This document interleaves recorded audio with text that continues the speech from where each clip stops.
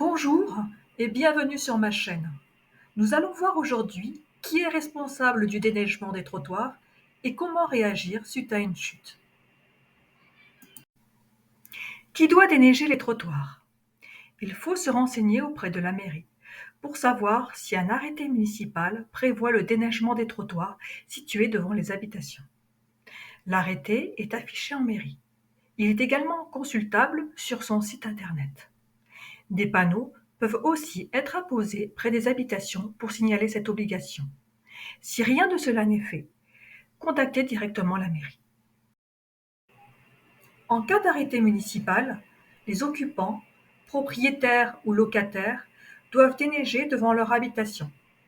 Les syndics de copropriété représentent les copropriétaires et peuvent inclure cette obligation dans les missions du gardien ou le contrat d'entretien. Chaque copropriétaire est responsable du déneigement de ses parties privatives.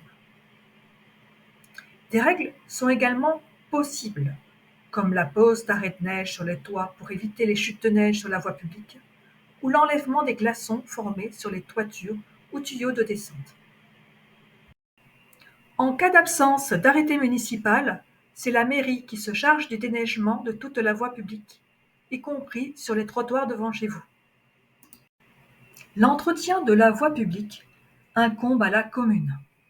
Elle doit déneiger et saler les rues pour assurer la sécurité et éviter les accidents.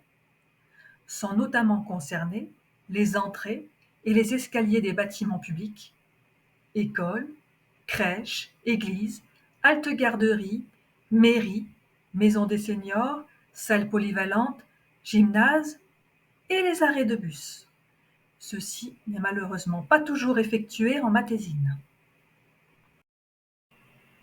Que faire après un accident causé par la neige ou le verglas?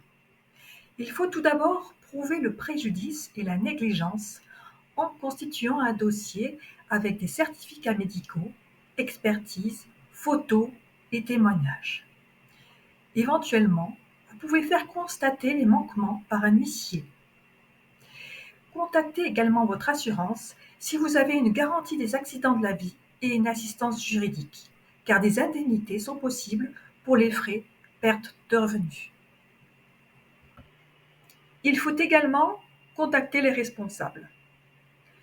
Vous devez faire un courrier recommandé avec accusé-réception pour une demande préalable d'indemnité à la mairie ou aux riverains concernés. Dans le cas où il s'agirait d'un particulier, bien penser à joindre l'arrêté municipal.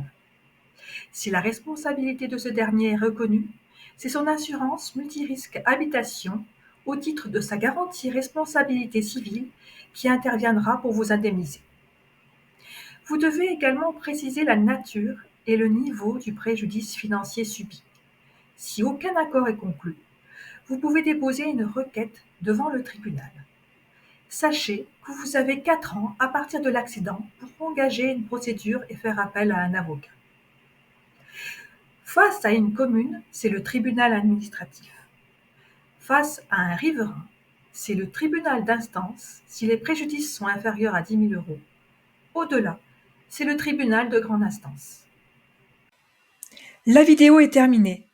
J'espère qu'elle vous a plu. Si c'est le cas, merci de cliquer sur le petit pouce en l'air. N'hésitez pas à me laisser un commentaire et à vous abonner à ma chaîne. Si vous souhaitez que je traite un sujet en particulier dans mes prochaines vidéos, dites-le moi. Merci, à bientôt.